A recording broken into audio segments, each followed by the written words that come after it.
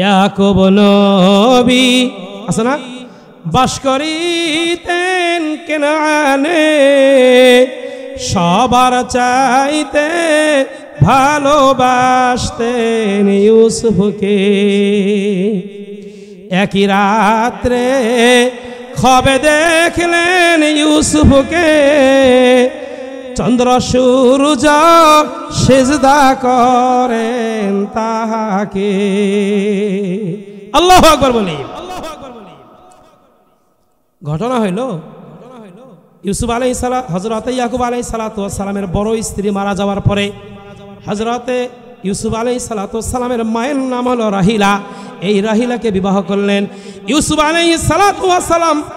তার সহোদর ভাই ছিল তারা দুইজন, তার নাম হলো ইউসুফ আর তার ছোট ভাইয়ের নাম হলো বেনিয়ামিন। কি নাম? আর তার অপর মানে সৎ মায়ের সৎ ভাই ছিল 10 জন। এই 10 জন এক মায়ের, আর এনারা হচ্ছেন 2 জন এক মায়ের। ইউসুফ আলাইহিস সালাতু ওয়াস সালাম হযরত ইয়াকুব আলাইহিস সালাতু ওয়াস সালামের 12 সন্তান। কত সন্তান? এই 12 সন্তানের মধ্যে শুধুমাত্র হযরত ইউসুফ আলাইহিস সালাতু ওয়াস সালাম নবী। ইউসুফ আলাইহিস সালাতু ওয়াস সালাম আমাদের হাদিসের মধ্যে এসেছে, নবীজি বলেন আল্লাহ পাক রব্বুল আলামিন 1,24,000 নবী পয়গম্বর দুনিয়াতে প্রেরণ করেছেন। সমস্ত নবীদের মধ্যে আমাদের নবী ব্যতীত সমস্ত নবীদের চাইতে আল্লাহ পাক হযরত ইউসুফ আলাইহিস সালাতু ওয়াস সালামকে বেশি সৌন্দর্য করে দুনিয়াতে সৃষ্টি করেছেন। জোরে সরে বলে সুবহানাল্লাহ। আমাদের নবী ব্যতীত পৃথিবীর মধ্যে সবচেয়ে সুন্দর নবী কে? আবার বলেন কে? দৈহিক সৌন্দর্য যেমন, তার আখলাকটাকেও আল্লাহ পাক রব্বুল আলামিন আরো সৌন্দর্য করে সৃষ্টি করেছেন। সুতরাং যে ব্যক্তি ভবিষ্যতে নবী হবে তার আখলাক চরিত্রটাও সুন্দর হওয়ার কথা কিনা? এই জন্য হযরতে ইয়াকুব আলাইহিস সালাতু ওয়াস সালাম তার 12 সন্তানের মধ্যে সবচেয়ে বেশি ভালোবাসতেন হযরতে বলেন ইউসুফ আলাইহিস সালাতু ওয়াস সালামকে। কাকে? ইউসুফ আলাইহিস সালাতু ওয়াস সালামকে বেশি ভালোবাসতেন। আর 10 ভাইরা চিন্তা করলো, হাইরে আমরা 10 জনের একটা জামাত, সংসারের মধ্যে কামাই রুজি আমরা করি, বাবা অসুস্থ হইলে খেদমত আমরা করি, কিন্তু আমরা তো দেখি বাবা ইউসুফকে বেশি ভালোবাসে। কিভাবে ইউসুফ আলাইহিস সালাতু ওয়াস সালামকে বাবার নজর থেকে সরানো যায় সেই ফন্দি করলো 10 ভাইরা। ইউসুফ আলাইহিস সালাতু ওয়াস সালামকে বাবার চোখ থেকে আড়াল করার জন্য বাবার কাছে এসে বলতেছে, ও আমার বাবা, আমরা যখন বাহিরে যাই মাঠে খেলাধুলা করি, আমাদের মন চায় আমাদের ছোট ভাই ইউসুফকে আমরাও নিয়ে যাব, আমাদের সঙ্গে খেলবে, মাঠে খেলাধুলা করবে, আমরা তাকে পাহারা দিব। আব্বা দয়া করে মেহেরবানি করে ইউসুফকে আমাদের হাওলায় ছেড়ে দেন। তাফসীরে মাজহারির মধ্যে এসেছে, আল্লামা সানাউল্লাহ পানিপতি রহমাতুল্লাহি আলাইহি লিখেন, সঙ্গে সঙ্গে ইউসুফ আলাইহিস সালাতু ওয়াস সালামের ব্যাপারে বাবা ইয়াকুব আলাইহিস সালাতু ওয়াস সালাম বললেন, ও আমার 10 সন্তানেরা, আমার ভয় হয় কোন যেন বাঘে আমার ইউসুফকে খায় ফেলে। আহা, কারণ ইয়াকুব আলাইহিস সালাতু ওয়াস সালাম একদিন স্বপ্নে দেখেন ইয়াকুব আলাইহিস সালাতু ওয়াস সালাম পাহাড়ের টিলার উপরে রয়েছেন আর ইউসুফ আলাইহিস সালাতু ওয়াস সালাম নিচে আছে। হঠাৎ করে ইয়াকুব দেখেন চতুর্দিক থেকে 10টা বাঘ এসে ইউসুফকে হামলা করে। আল্লাহু আকবার। ইউসুফ আলাইহিস সালাতু ওয়াস সালাম একটা গর্তের মধ্যে পড়ে যান।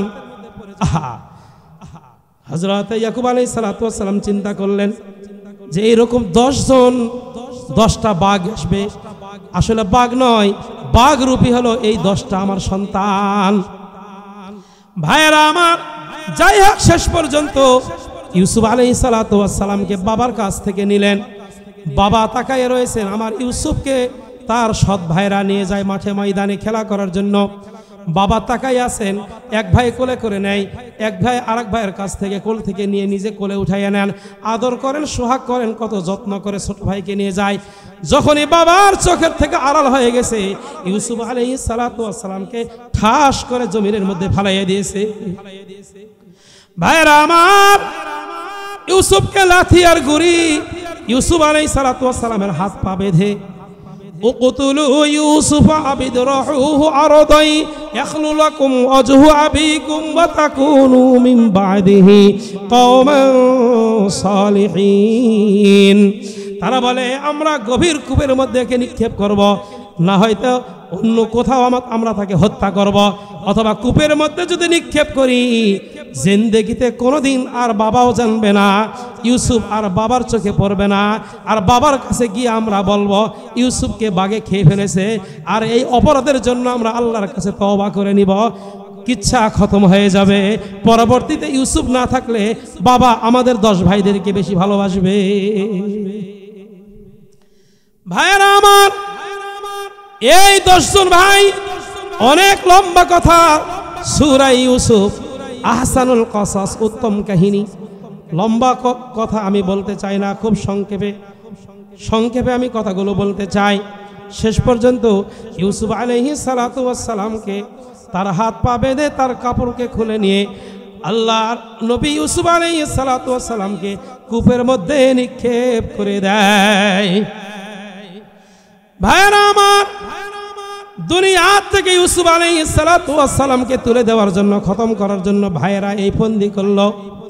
আল্লাহ পাক রব্বুল আলামিন জিবরিল আলাইহিস সালাতু ওয়াস সালামকে বলে দিলেন, ও জিবরাইল যাও, ইউসুফ আলাইহিস সালাতু ওয়াস সালামের গলার মধ্যে একটা তাবিজ আছে, ওই তাবিজের ভিতরে ঠোল্লার মধ্যে একটা জামা আছে।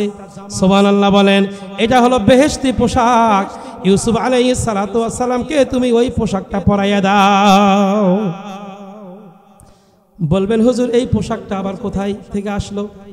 তাফসীরের কিতাবের মধ্যে এসেছে, নমরুদ যখন ইব্রাহিম আলাইহিস সালাতু ওয়াস সালামকে বিবস্ত্র করলো, মুহূর্তের মধ্যে আল্লাহ পাক রব্বুল আলামিন জান্নাতি পোশাক ইব্রাহিম আলাইহিস সালাতু ওয়াস সালামের গায়ে ফেরেশতার মাধ্যমে পরাইয়ে দিলেন। সুবহানাল্লাহ বলবেন না? এই পোশাকটা যখন 40 দিন ইব্রাহিম আলাইহিস সালাতু ওয়াস সালামের গায়ে ছিল, ইব্রাহিম আলাইহিস সালাতু ওয়াস সালামের পশমও পরেনি। সুবহানাল্লাহ বলেন। পরবর্তীতে এই পোশাকটা ইব্রাহিম আলাইহিস সালাতু ওয়াস সালাম তার সন্তান ইসহাককে দান করেছেন। সুবহানাল্লাহ বলেন। ইসহাক আলাইহিস সালাতু ওয়াস সালাম আবার তার সন্তান ইয়াকুবকে এই জামাটা দান করেছেন। ইয়াকুব আলাইহিস সালাতু ওয়াস সালাম আবার এই জামাটা হযরত ইউসুফ আলাইহিস সালাতু ওয়াস সালামকে যখন তার 10 ভাইদের হাওলায় করে দিলেন, ওই সময় তাবিজ আকারে এই পোশাকটা তাবিজের ঠোল্লার মধ্যে ইয়াকুব আলাইহিস সালাতু ওয়াস সালাম ঢুকাইয়া ইউসুফ আলাইহিস সালাতু ওয়াস সালামের গলার মধ্যে ঝুলাইয়া দিয়েছেন। এই পোশাকটা হলো সেই বেহেশতি পোশাক। এটা জান্নাতি পোশাক। এটা লম্বা করলে অনেক বড় হয়, ছেড়ে দিলে ছোট্ট হয়ে যায়। সুবহানাল্লাহ বলবেন না? সেই জন্য ওই তাবিজের ঠোল্লার মধ্যে রাখা সম্ভব হয়েছে। ভাইরা আমার, যাই হোক, লম্বা কথা। ইউসুফ আলাইহিস সালাতু ওয়াস সালাম এখন কূপের মধ্যে, সন্ধ্যাবেলা কোরআনুল কারীমের সূরা ইউসুফের মধ্যে 12 নম্বর পারার 16 নম্বর পৃষ্ঠা দেখবেন, ওয়াজাউ ঈশাই ইয়াবকুন। 10 ভাইরা বাবার দরবারে কানতে কানতে তারা এসে বলতেছে, ক্বালু ইয়া আবানা ইন্না যাহাবনা নাস্তাবিউ ওয়া তারাকনা ইউসুফা ইনদা মাতাইনা ফাআকালাহু যিবু। আব্বা, আমরা খেলাধুলা করতেছি আর আমাদের মাল সামানা যেখানে রাখছি পাহারাদার বানাইয়া আমরা ইউসুফকে রেখে এসেছি। ইউসুফ ওখানে দেখাশোনা করতেছিল আমাদের মাল সামানা, আর হঠাৎ করে একটা বাঘ এসে ইউসুফ আলাইহিস সালাতু ওয়াস সালামকে খেয়ে ফেলেছে। তারা কি করলো?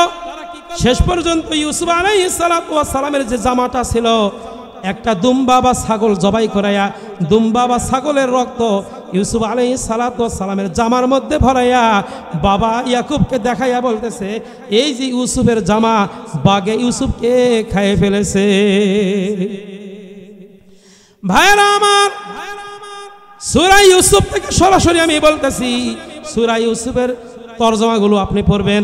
আমি যে কথাগুলো বলতেছি অর্থের মধ্যে সবগুলো ইনশাল্লাহ পেয়ে যাবেন। সুবহানাল্লাহ বলেন।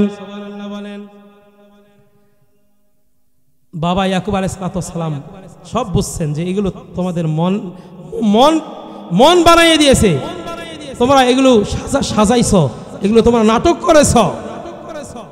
ভাইয়েরা আমার, 10 সন্তানের সামনে ইয়াকুব আলাইহিস সালাম বললেন, হায় রে, এত ভদ্র একটা বাঘ একটু ভদ্র একটা বাঘ আমার ইউসুফকে খেয়ে ফেলেছে, আমার ইউসুফকে খেয়ে ফেলেছে, রক্ত মাখাইছে। ইউসুফ আলাইহিস সালামের গায়ে তো জামাটা ছিল, এত ভদ্র বাঘ জামা তো একটুও ছিল না। জামা কি করে নাই, জামা তো ছিঁড়লো না, ফাড়লো না। সঙ্গে সঙ্গে 10 ভাই চমকে উঠেছে, হাইরে আমাদের মাথার তো জামাটা একটু ছিঁড়াই নিয়ে আসবো বাবার দরবারে, সেটা তো আমাদের হুঁশ নাই। আল্লাহ কয় তোমাদের মাথার স্পর্ক আমি ঢিল করে দিয়েছি। বাবাকে বুঝার জন্য সঙ্গে সঙ্গে তীর ধনুক নিয়া জঙ্গলে গিয়া 10 ভাই একটা বাঘ ধরে এনেছে। তাফসীরের মধ্যে আছে এই বাঘকে নিয়ে এসে বলতেছে, আব্বা এই যে এই বাঘ আপনার ইউসুফকে খাই ফেলছে। আমাদের কথা তো আপনি বিশ্বাস করবেন না, আল্লাহ কানু সাদিকিন, যদিও আমরা সত্য বলি আপনি তো আমাদের মানবেন না।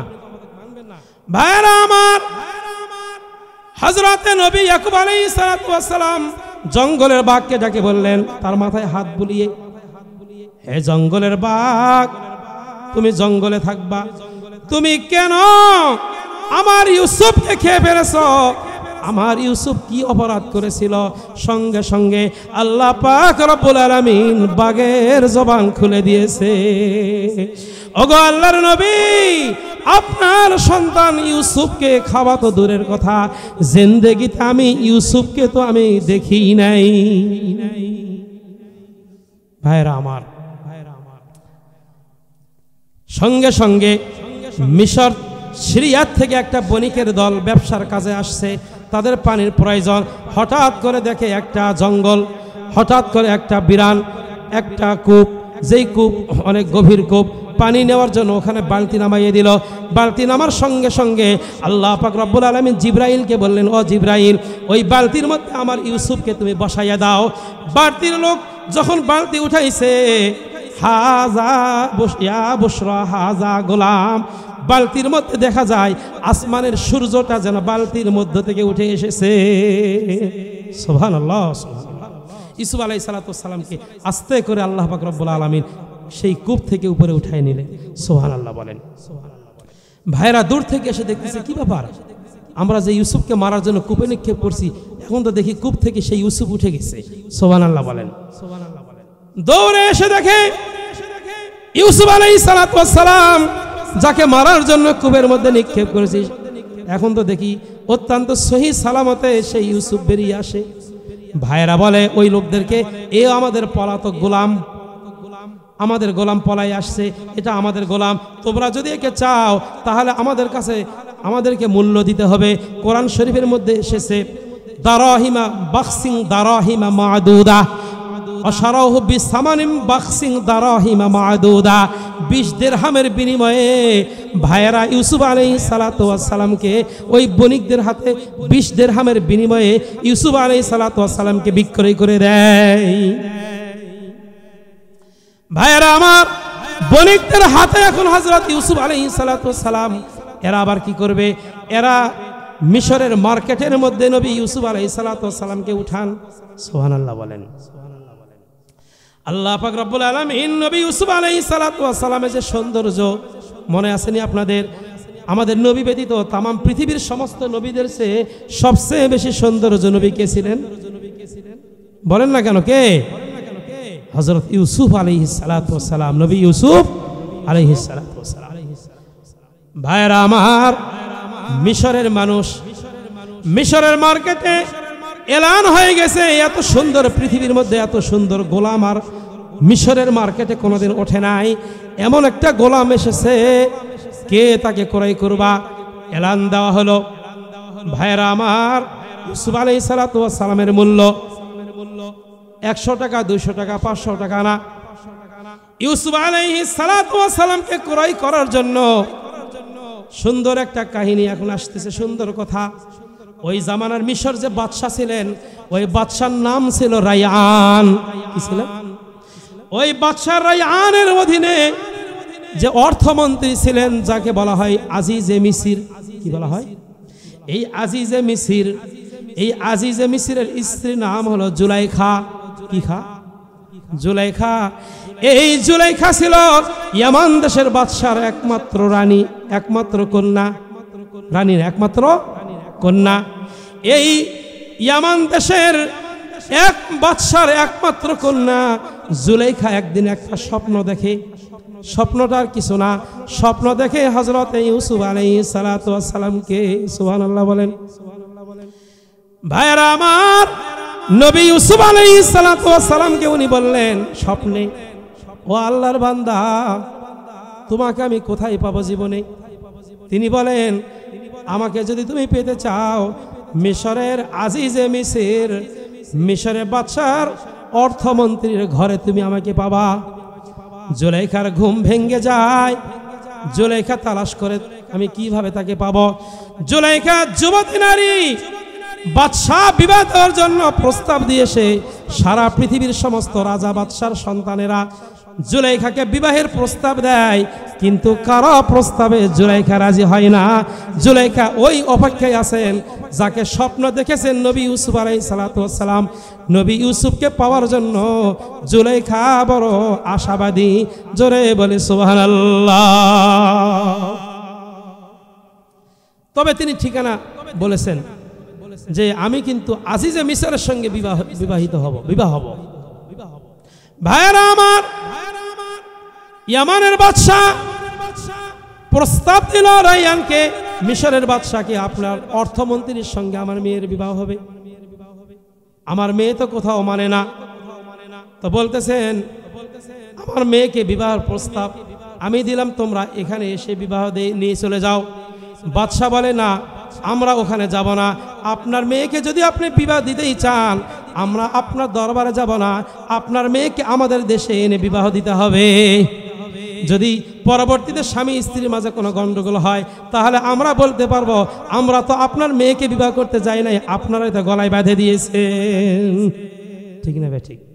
ভাইরা আমার, মিশরে আজিজে মিসরের সঙ্গে অর্থমন্ত্রীর সঙ্গে যখন জুলাইখার বিবাহ হয়, জুলাইখার সঙ্গে যখন তার বাসর রাত্র হয়, বাসর রাত্রে জুলাইখা আজিজে মিসরকে এক নজর দেখার সঙ্গে সঙ্গে ইন্না লিল্লাহ, হায়রে আমি স্বপ্নে যে সুদর্শন পুরুষকে আমি দেখেছি, আমার বাসর রাত্রি তো আমি তাকে আর পাচ্ছি না, আর আমি কিভাবে তার সঙ্গে সংসার করব?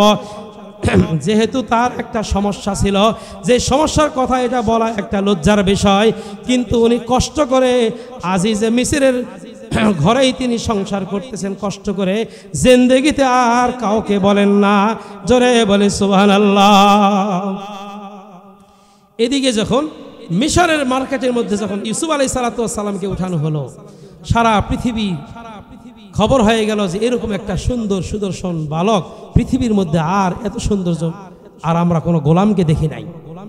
সবাই কেনার জন্য আগ্রহী। তবে ঘোষণা দেওয়া হয়েছে যে অল্প মূল্যে তাকে কেউ কেনার কথা বলবে না, সর্বোচ্চ যেটা রেট হবে তার উপরে যেটা থাকবে। ইউসুফ আলাইহিস সালাতু ওয়াস সালামকে নেওয়ার জন্য জুলাইখা কিন্তু কানে কানে আজিজে মিসরকে গিয়ে বলছে যে যেই সন্তানের, যে গোলামের কথা আমরা শুনতেছি, উনি এক নজর দেখছেন। ইউসুফ আলাইহিস সালাতু ওয়াস সালামকে জুলাইখা দেখছেন, দেখার পরে বলতেছে আজিজে মিসরকে, ও আমার প্রাণের স্বামী, যত মূল্যই হোক না কেন এই গোলামকে খরিদ করে আমার ঘরের মধ্যে আনতে হবে। যদি আপনি না আনেন তাহলে আপনার সঙ্গে আমার সংসার করা সম্ভব নয়। আমি আসল কথা ফাঁস করে দেব। তাহলে কি আর লজ্জা, তাহলে কি আর সম্মান থাকে? মন্ত্রী লজ্জা চলে যাবে। ভাইয়েরা আমার, আমি আর এর চেয়ে বেশি কথা বলবো না, আপনারা বুঝে নেন সমস্যাটা কি।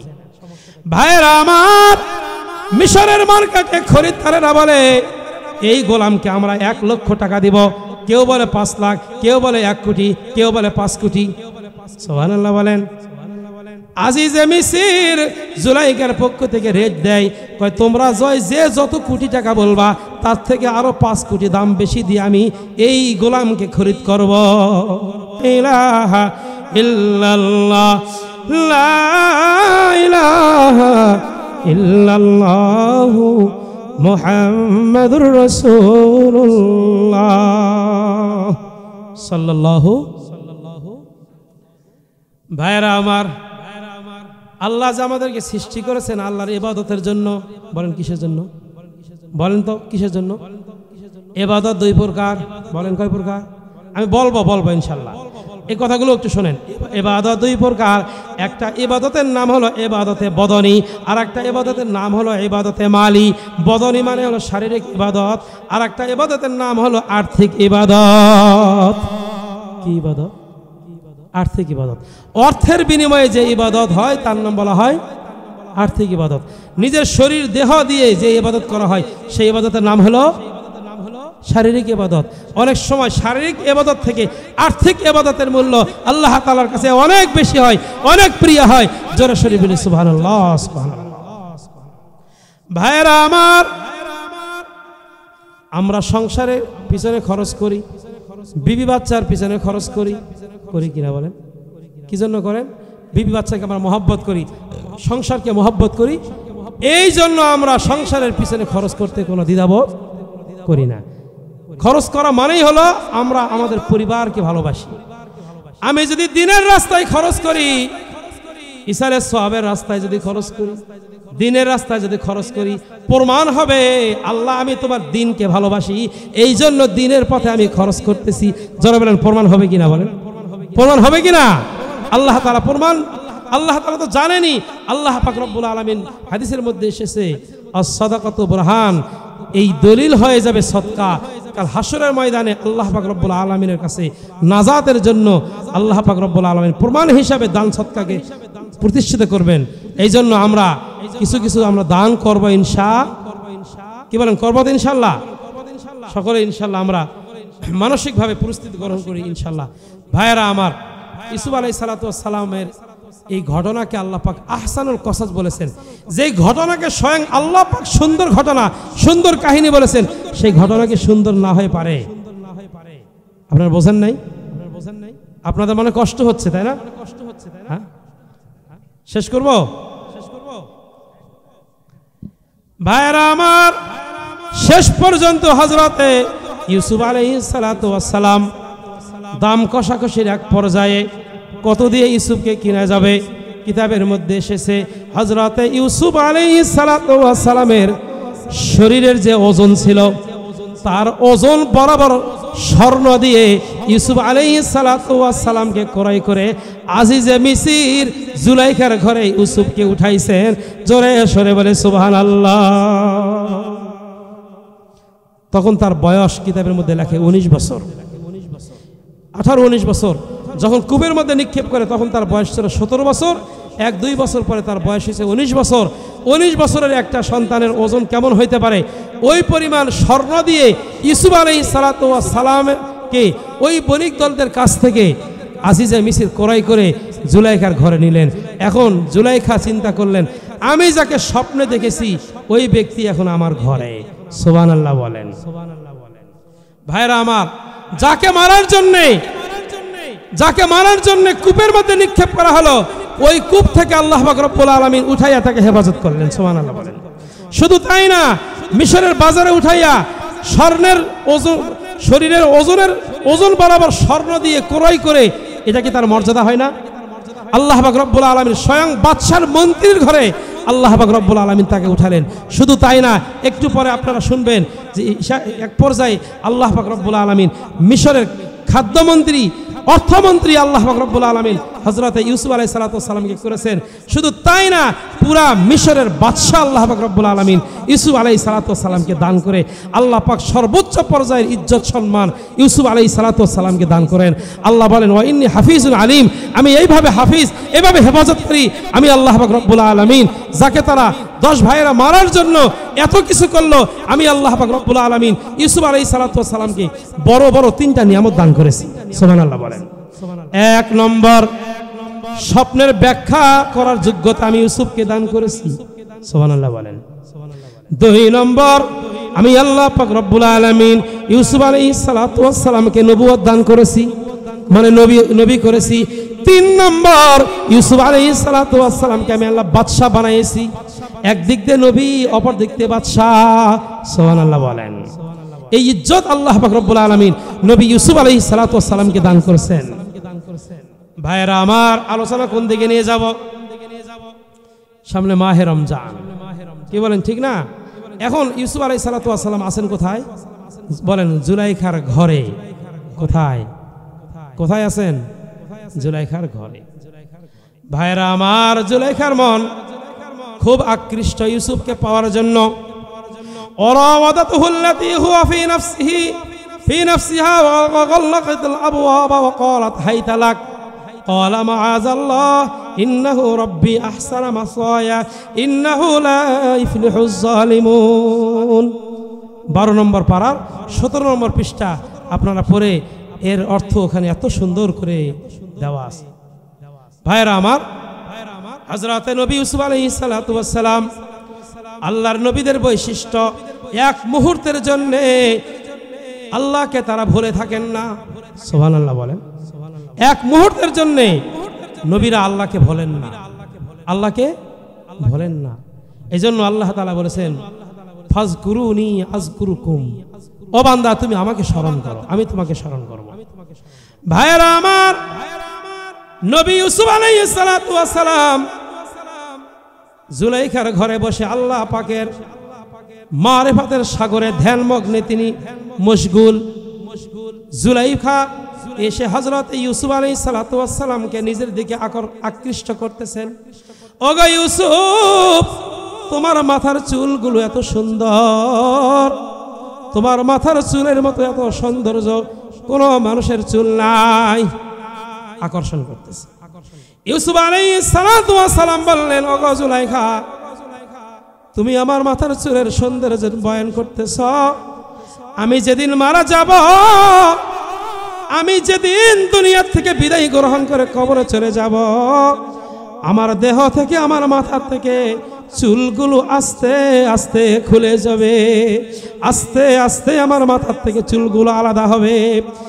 জুলাইখা নিজের দিকে যত আকর্ষণ করেন, আকৃষ্ট করেন, সবগুলো আস্তে আস্তে একটা একটা করে ইউসুফ আলাইহিস সালাতু ওয়াস সালাম ফিরাইতে থাকেন, ফিরাইতে থাকেন, সরাইতে থাকেন। সুবহানাল্লাহ বলেন। জুলাইখা বলে, হায় আল্লাহ। জুলাইখা বলে, ওগো ইউসুফ, তোমার চোখের মতো এত সুন্দর চক্ষু দুনিয়াতে আর কারো দেখি নাই, এত সুন্দর মায়াবী চক্ষু আর কারো নাই। ইউসুফ আলাইহিস সালাতু ওয়াস সালাম বললেন, ওগো জুলাইখা, মানুষ যখন মারা যাবে, কবরের মধ্যে যেই জিনিসটা আগে পৌঁছে যাবে, সেই জিনিসটা হলো মানুষের দুইখানা চক্ষু। যত নিজের দিকে আকর্ষণ করতেছেন, তত তিনি সেইটাকে কাটানোর চেষ্টা করতেছেন আখিরাতের দিকে, কবরের দিকে, আল্লাহর দিকে। ইউসুফ আলাইহিস সালাতু ওয়াস সালাম আকৃষ্ট করতেছেন। জোরে বলি সুবহানাল্লাহ। চশমে বন্ধ, লব্বে বন্ধ, গোশে বন্ধ, চশমে বন্ধ, লব্বে বন্ধ, গোশে বন্ধ, গরনা বিনি নূরে হক বরমা বাখন্দ। আল্লাহু আকবার বলেন। বলবেন হুজুর আপনি কি বললেন, এটা তো বুঝলাম না। আসলে কি আপনারা বুঝছেন আমি কি বললাম? পৃথিবীর মধ্যে মারিফাতের একজন ইমাম আল্লামা জালালউদ্দিন রুমি রাহমাতুল্লাহি আলাইহি, তার অমর গ্রন্থ ফার্সি কিতাব মসনবী শরীফ, নাম শুনেছেন আপনারা? হ্যাঁ, ফার্সি খুব কঠিন, কিন্তু আল্লাহ পাক রব্বুল আলামিন এক বছর না, 2 বছর না, প্রায় 5-7 বছর আল্লাহ পাক ফার্সি কিতাব আমাকে পড়ার মতো সুযোগ আল্লাহ তাআলা দান করেছেন। মধ্যপ্রাচ্যের যে সমস্ত বড় বড় মুহাক্কিক আলেম ওলামা, বিশেষ করে আমাদের 4 মাযহাবের ইমাম সহ ইরাকে, ইরানে ওই সমস্ত মুহাক্কিক ওলামায়ে কিরাম তারা ফার্সি ভাষার পারদর্শী ছিলেন। কোরআন হাদিসের কথাগুলো যে ফার্সি ভাষা দিয়ে ওনারা ব্যক্ত করেছেন, সেই কথাগুলো এখনো আমাদের কাছে ওইভাবে বাংলা আকারেও এখনো আসে নাই, যেগুলো ফার্সি ভাষায় তারা কোরআনের শব্দগুলো ফার্সি ভাষায় অনুবাদ করেছেন। এই জন্য ফার্সি ভাষা অনেক কঠিন ভাষা, কিন্তু শিখলে আর জানলে আর বলতে পারলে খুব মজা লাগবে। তিনি বলেন, চশমে বন্ধ, লব্বে বন্ধ, গোশে বন্ধ, গরনা বিনি নূরে হাগ বরমা বখন। ও যুবক, তুমি যদি তোমার চক্ষুকে হারাম জিনিস দেখার থেকে হেফাজত করতে পারো, 1। 2 নম্বর, ও যুবক, তুমি যদি তোমার জবানকে হারাম কথা, মানুষের নিন্দা শেকায়েত, মিথ্যা বলা থেকে জবানকে হেফাজত করতে পারো, ও যুবক, হারাম কথা শোনার থেকে তুমি যদি তোমার কানকে হেফাজত করতে পারো, এই 3টা অঙ্গকে যদি তুমি হেফাজত করতে পারো, তাহলে যেন তুমি নিজেই আল্লাহ পাকের হেদায়েতের নূর তুমি দেখবা। সুবহানাল্লাহ বলি। যদি তুমি না দেখো, তুমি যদি হেদায়েত না পাও, আল্লাহ যদি হেদায়েতের রাস্তায় তোমাকে না নিয়ে যায়, তাহলে আমি জালালউদ্দিন রুমিকে তুমি তিরস্কার করিও।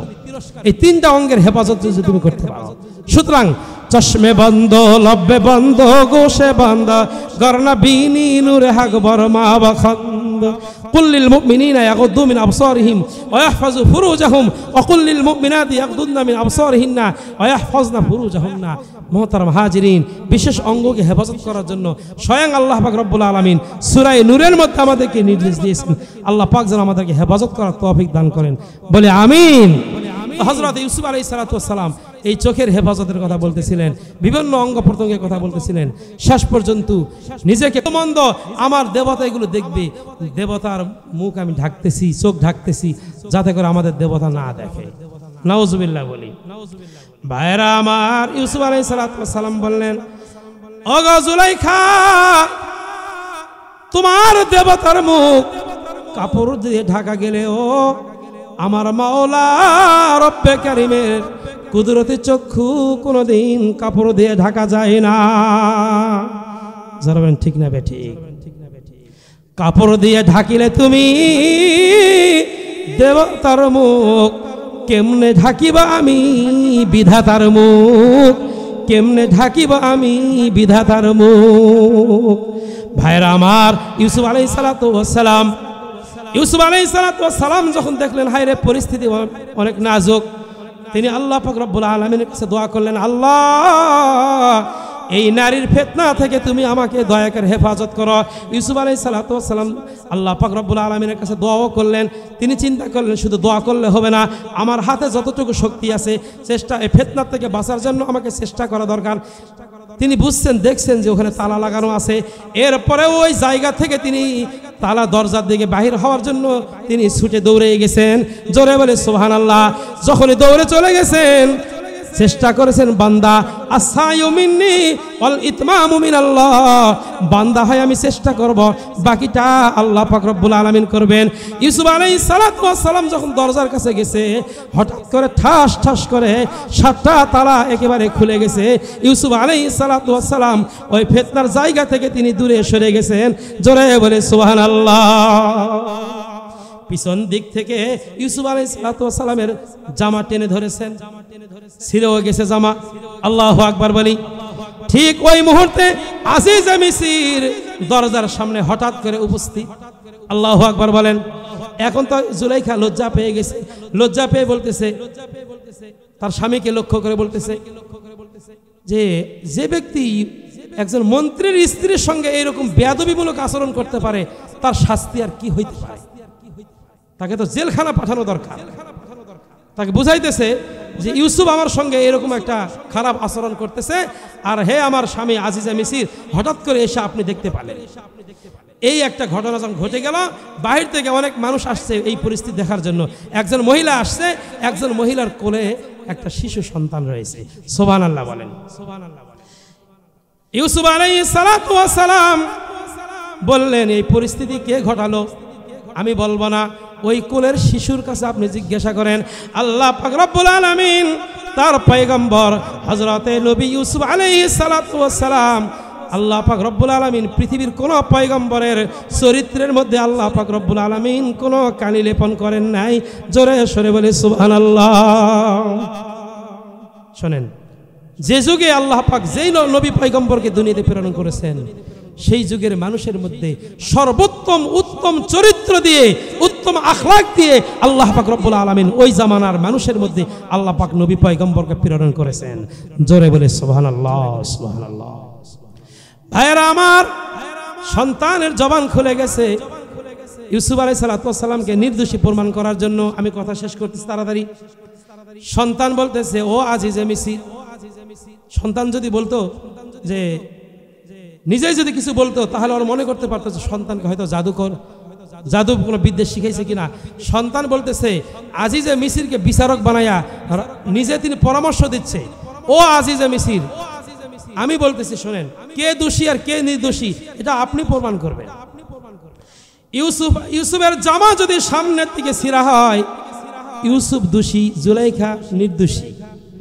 আর ইউসুফের জামা যদি পিছন দিক থেকে ছিঁড়া হয়, তাহলে ইউসুফ ইউসুফ হবে নির্দোষী, জুলাইখা হবে দোষী। ফালাম্মা রাআ কামিসাহু কুদ্দা মিন দুবরিন ক্বালা ইন্নাহু মিন কাইদিকুন ইন্না কাইদাকুন্না আযীম। দেখা গেল পিছনের দিক থেকে ইউসুফ আলাইহিস সালামের জামা ছিঁড়া, প্রমাণিত হয়ে গেল ইউসুফ নির্দোষী, জুলাইখা হলো 16 আনা দোষী।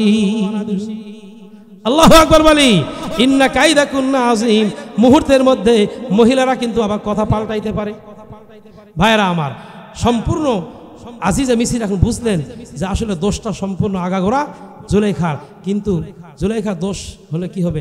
আমি তো একজন মন্ত্রী, তার দোষ হলে কি আমার সম্মান কি থাকে? এই জন্য তিনি বিষয়টা ধামাচাপা দিয়ে বলছে, হে জুলাইখা, আস্তাগফিরি লিযামবিক, হ্যাঁ তুমি কি করো, তওবা করো। আর ইউসুফ আলাইহিস সালামকে বললেন, ও ইউসুফ, তুমি বিষয়টাকে আর কিছু মনে করিও না, হ্যাঁ তুমি একটু ক্ষমা নজরে দেখো। কিন্তু এই কথা বললে কি হবে? শেষ পর্যন্ত ইউসুফ আলাইহিস সালামকে জেলখানার মধ্যে যেতে হয়েছে। জোরে বলি আল্লাহু আকবার, আল্লাহু আকবার, আল্লাহু আকবার। ইউসুফ আলাইহিস সালাম 16 আনা নির্দোষী হওয়া সত্ত্বেও তাকে 7 বছর 7 মাস 7 দিন মিশরের জেলখানার মধ্যে প্রথমে থাকতে হয়েছে। কতদিন, কত বছর, কত মাস, কতদিন? 7 বছর 7 মাস।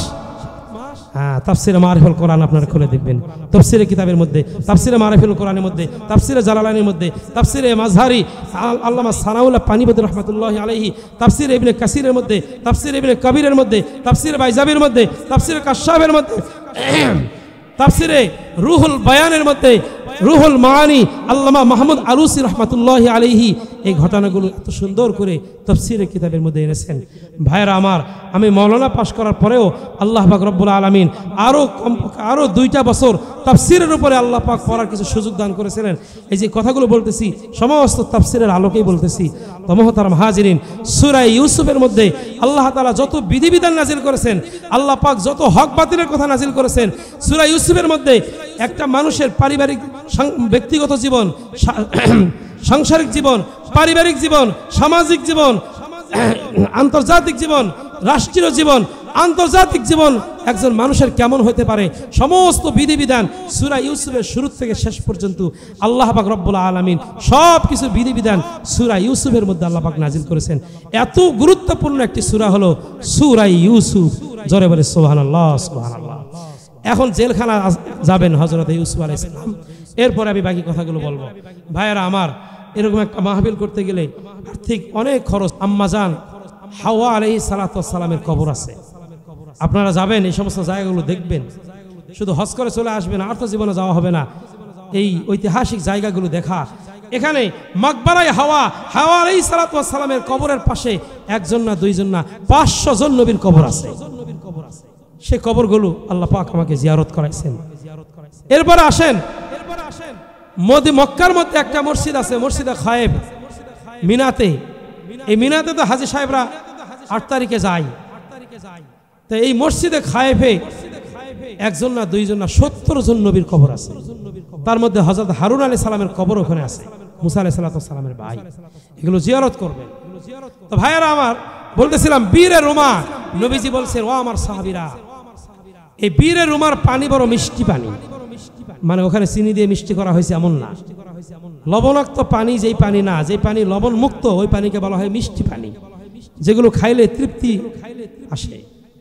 নবীজি বললেন, ও আমার সাহাবীরা, তোমাদের মধ্য থেকে এমন কে আছো এই ইহুদির বীরে রুমা নিজের অর্থ সম্পদ টাকা পয়সা দিয়ে খরিদ করে মুসলমানদের মাঝে ওয়াকফ করে দিবে, এরকম তোমাদের মাঝে কে আছো?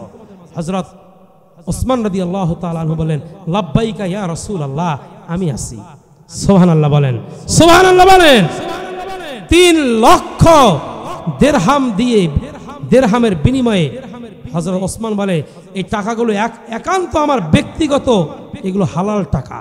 এই টাকাগুলো 3 লক্ষ দিরহাম দিয়ে এর বিনিময়ে বীরে রোমা ক্রয় করে মুসলমানদের মাঝে হযরত ওসমান গনি রাদিয়াল্লাহু তাআলা আনহু ওয়াকফ করে দিয়েছেন। সুবহানাল্লাহ বলবেন না?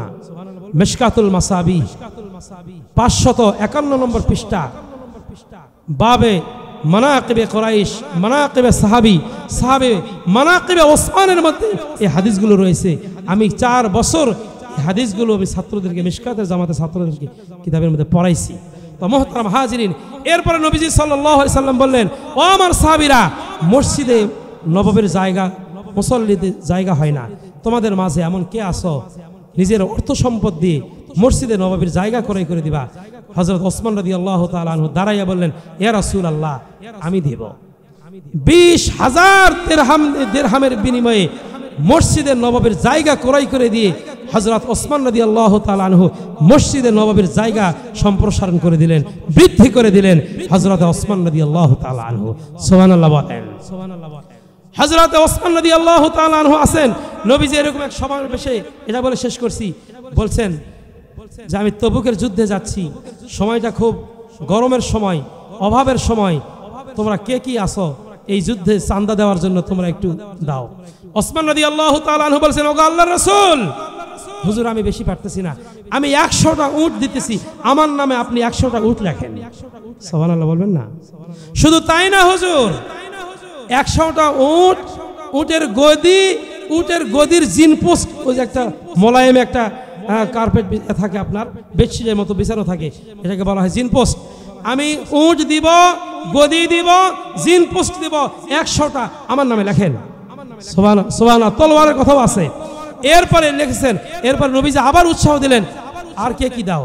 ওসমান রাদিয়াল্লাহু তাআলা আনহু বলছেন, হুজুর 100টা হলো না, আপনি আমার নামে আরো 100 লেখেন, 200টা লেখেন। সুবহানাল্লাহ বলেন। সুবহানাল্লাহ। ফজিলতের কথা ভুলে গেছেন, তাহলে পরবর্তীতে কি আমল করবেন? এখানকার কথা যদি এখানেই ভুলে যান তাহলে তো হবে না ভাইয়েরা আমার। এরপরে যখন নবীজি আবার উৎসাহ দিলেন, তখন উসমান রাদিয়াল্লাহু তাআলা আনহু বলছেন, হুজুর আরো 100 আমার নামে লেখেন। সুবহানাল্লাহ বলেন। ভাইয়েরা আমার, সেই ওসমান, তাহলে সাহাবায়ে কেরাম দানের দিক থেকে কি পরিমাণ ছিলেন ভাইয়েরা আমার। অথচ উনি যদি দান নাও করতেন, ওসমান রাদিয়াল্লাহু দান নাও করতেন, উনি কি জান্নাতি সাহাবী না? আশারে মুবাশশারা সাহাবী কিনা? শুনেন, নবীজি সাল্লাল্লাহু আলাইহি সাল্লাম সাবির নামক পাহাড়ে উঠেছেন। আবু বকর আছেন সঙ্গে, আবু বকর সঙ্গে আছেন, ওমর আছেন, ওসমান আছেন। এক পাহাড়ে নবীজি উঠছেন, পাহাড়টার নাম হলো সাবির পাহাড়। কি পাহাড়? এটা মক্কা এবং মিনার মাঝখানে একটা বিশাল বড় পাহাড়। হেরা পাহাড় থেকে 1/2 কিলোমিটার উত্তর দিকে হবে, বিশাল বড় একটা পাহাড়, এটাকে বলা হয় সাবির পাহাড়। এই পাহাড়ের মধ্যে নবীজি উঠছেন, সাবির পাহাড়। এই পাহাড়ের মধ্যে নবীজি উঠছেন, সঙ্গে আছেন আবু বকর, সঙ্গে আছেন ওমর, সঙ্গে আছেন, হেরা পাহাড়ে উঠছেন। কয়েকটা পাহাড়ের কথা আছে। তো পাহাড় নবীজিকে পেয়ে, সাহাবায়ে কেরামদেরকে পেয়ে পাহাড় আনন্দে আত্মহারা হয়, এভাবে ঝুলাঝুলি করা শুরু করছে। কিতাবের মধ্যে লেখে, পাহাড় ঝুলাঝুলি করতে করতে কিছু পাথর পর্যন্ত উপর থেকে নিচে পড়ে গেছে। নবীজি পায়ের আঘাত দিয়ে বলতেছে, এ পাহাড়, তোর কি হয়েছে? ঝুলাঝুলি করো কেন? তুই কি জানোস না তোর উপরে কে বসে আছে? এই শোনো, তোমার উপরে একজন নবী আছেন, বেয়াদবি করো না, ঝুলাঝুলি করো না। তোমার উপরে একজন সিদ্দিক বসে আছেন, আর 2 জন ব্যক্তি শহীদ আছেন। সিদ্দিক তো সিদ্দিকই, কি বলেন? ঠিক ঠিক কিনা? আর 2 জন শহীদ কে? ওসমান রাদিয়াল্লাহু তাআলা আনহু। সেদিন তিনি বলেন, আমার ইয়াকিন হয়ে গেল, আমি তো কোনোদিন স্বাভাবিক মৃত্যুবরণ করব না, যেহেতু নবীর জবান দিয়ে উচ্চারিত হয়েছে। 2 জন শহীদ এখানে বসে আছে, একজন আছেন সিদ্দিক, ওনার কথা তো নবীজি বলেছেন, আর একজন ওমর, আর একজন ওসমান। সুবহানাল্লাহ বলেন।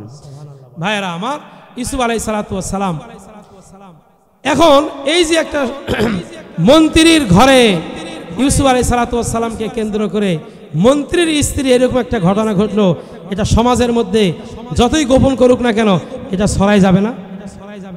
ভাইয়েরা আমার, অন্যান্য মন্ত্রী পরিষদের বইয়েরা, স্ত্রীরা জুলেখাকে গালমন্দ করলো, এই জুলেখা, একটা গোলামের সঙ্গে তোমার এরকম আচরণ, এটা হতেই পারে না। জুলেখা চুপচাপ করে কিছু বলেন নেই। সমস্ত মন্ত্রী পরিষদের স্ত্রীরা যারা আছে সবাইকে দাওয়াত করলো। দাওয়াত খাওয়ানোর পরে সুন্দর করে মেহমানদারি করার পরে সুন্দর করে প্রত্যেকের হাতে একটা করে লেবু বা মালটা দিয়েছে। কি দিয়েছে? মালটা ধরে নেন, লেবু, আর প্রত্যেকের হাতে একটা দিয়েছেন চাকু, একটা করে লেবু আর একটা করে চাকু, বুঝছেন? দেওয়ার পরে বলছে, ইউসুফ আলাইহিস সালাতু ওয়াস সালামকে বলে, ও ইউসুফ, আমার দেশের সমস্ত মন্ত্রী পরিষদের বইয়েরা একটা অনুষ্ঠান দাওয়াত করেছি তাদেরকে খাওয়ার জন্য, তারা একটু তোমাকে দেখবে, তুমি একটু তাদেরকে দেখবা। যাই হোক, তুমি একটু, যেহেতু উনি গোলাম, এখনো গোলাম, কি করবে, না শুনে তো পারা যায় না, নিরুপায়। তুমি একটু মন্ত্রীদের স্ত্রীদের ওই জায়গাতে একটু ঘুরাই আসো, বেড়াই আসো। হযরত ইউসুফ আলাইহিস সালাতু ওয়াস সালাম যখন রাস্তার কাছাকাছি যখন এসে গেছেন, সমস্ত মন্ত্রীর স্ত্রীরা যারা এদিকে লেবু কাটবেন চাকু দিয়ে, এক নজর ইউসুফ আলাইহিস সালাতু ওয়াস সালামের চেহারার দিকে তাকাইয়া বলতেছেন, হায় রে, হাযা বাশার ইন হাযা ইল্লা মালাকুন কারীম। আল্লাহু আকবার বলি। কি আশ্চর্য কথা!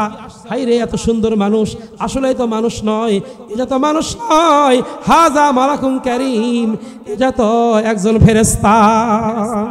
সুবহানাল্লাহ বলেন। মন্ত্রীর স্ত্রীরা ইউসুফ আলাইহিস সালামকে এক নজর দেখে বলতেছে, আসলে সত্যি এটা তো মানুষ না, এত সুন্দর মানুষ হতে পারে না, এটা একটা সম্মানিত ফেরেশতা। আসলে কি ফেরেশতা?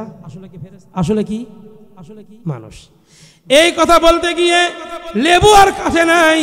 প্রত্যেকটা নারী লেবু কাটার পরিবর্তে আইদিয়া হুন্না ফাকাত আইদিয়া হুন্না, আল্লাহ কয় সমস্ত মন্ত্রীদের স্ত্রীরা লেবু কাটার পরিবর্তে ওই দিকে তাকাইয়া খেয়ালে প্রত্যেকেই নিজেদের আঙ্গুল কেটে ফেলেছে।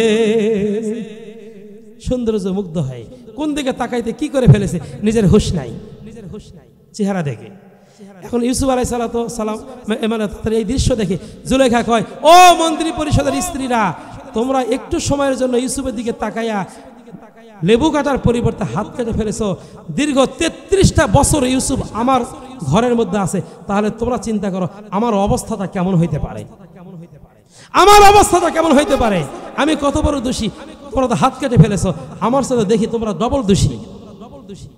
ভাইরা আমার, তো এখন এই মন্ত্রীর স্ত্রী এখন ইউসুফকে বুঝায়, ইউসুফ তুমি একজন গোলাম বাবা, তুমি একজনের অধীনস্থ আছো, উনি একজন মন্ত্রীর স্ত্রী, ও কি বলে সাময়িকের জন্য তুমি একটু তার কথা একটু সাড়া দাও না বাবা। ইউসুফ আলাইহিস সালাতু ওয়াস সালাম বললেন, ক্বালা রাব্বিস সিজনু আহাব্বু ইলাইয়া মিম্মা ইয়াদউনানি ইলাইহি। আল্লাহু আকবার বলবেন না? 18 নম্বর পৃষ্ঠায় দেখবেন 12 পারা। ও আমার মন্ত্রী পরিষদেরা, মন্ত্রী পরিষদের স্ত্রীরা, তোমরা যেই দিকে আমাকে ডাকতেছো ওই দিকে ধাবিত হওয়ার থেকে জেলখানায়, জেলের মধ্যে আবদ্ধ হওয়াই আমার জন্য ভালো, জেলে যাওয়াটাই আমার জন্য ভালো। আল্লাহ কয় তুমি জেলের কথা বললা, পরিশেষে আমি আল্লাহ তোমাকে জেলখানার মধ্যেই নিলাম। ইউসুফ আলাইহিস সালামকে বিনা অপরাধে দোষী সাব্যস্ত করে শেষ পর্যন্ত মানে দোষটাকে ঢাকানোর জন্য, আসলে দোষী কিন্তু জুলেখা, কি বলেন ঠিক কিনা? কিন্তু ইউসুফ আলাইহিস সালামের উপরে দোষটা না চাপাইলে তো আরো পরিস্থিতি অন্যদিকে চলে যায়। শেষ পর্যন্ত ইউসুফ আলাইহিস সালামকে জেলখানার মধ্যে আবদ্ধ করা হলো। একদিন না, 2 দিন না, দীর্ঘ 7 বছর 7 মাস 7 দিন থাকলেন। এখন আসেন, ودخل معه السجن فتيان قال أحدهما إني أراني أعصر خمرا وقال الآخر إني أحمل فوق رأسي خبزا تأكله الطير نبئنا بتأويله إنا نراك من المحسنين। সূরা ইউসুফ চলছে। কি চলছে ভাই? ভাইরা আমার, শেষ করছি। আপনারা আসলে বিরক্ত হয়ে গেছেন তাই না? না, বিরক্ত হয়েছেন বুঝতেছি। হুজুর শেষ করবা চাই, শেষ করে না। ইউসুফ আলাইহিস সালাম যখন জেলখানায় যায়, আরো 2 জন ব্যক্তি, তারা তাদের নিজের অপরাধের কারণে 2 জন ব্যক্তি তারাও জেলখানার মধ্যে আবদ্ধ হয়।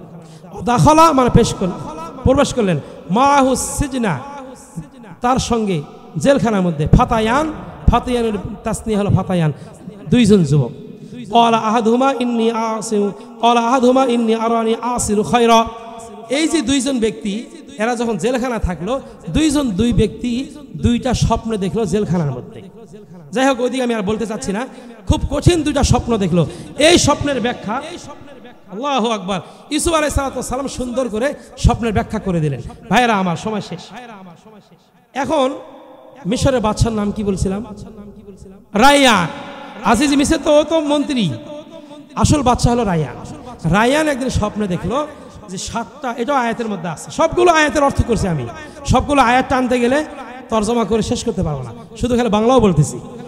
তো বাদশাহ স্বপ্নে দেখলো 7টা মানে জীর্ণ শীর্ণ গাভী, মোটা তাজা 7টা গাভীকে খাই ফেলছে। এটা কি অদ্ভুত একটা স্বপ্ন না? দুর্বল গাভী সবল গাভীকে খায়, সবল গাভী খাইলে দুর্বল গাভীকে খাইতে পারে, উল্টা স্বপ্ন দেখলেন। এই স্বপ্নের ব্যাখ্যা কি হইতে পারে? বাদশা হয়রান হয়ে গেলেন, এই স্বপ্নের ব্যাখ্যা আর পারছে না। ওই যে দুই যুবক ছিল, 2টা স্বপ্ন দেখেছিলেন জেলখানা, ওই 2 স্বপ্নের ব্যাখ্যা করে দিয়েছিলেন কে?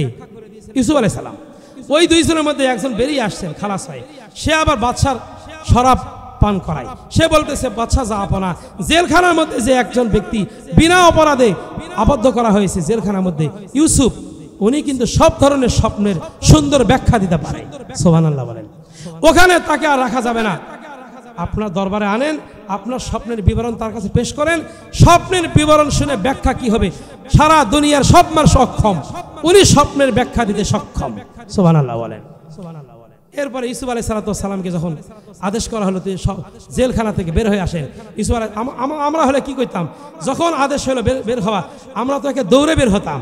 ইউসুফ আলাইহিস সালাম বললেন, আমি যতক্ষণ পর্যন্ত কোন অপরাধে কোন দোষের আমি দোষী, সেই দোষ মানে পরিষ্কারভাবে দোষী সাব্যস্ত আপনারা নির্ণয় না করা পর্যন্ত আমি জেলখানা থেকে বের হব না। কি জন্য আমাকে জেলখানার মধ্যে আনা হয়েছে? এরকম একটা তিনি প্যাচ দিলেন। যাই হোক, শেষ পর্যন্ত বাদশাহ যখন হুকুম করলেন, আসলেন।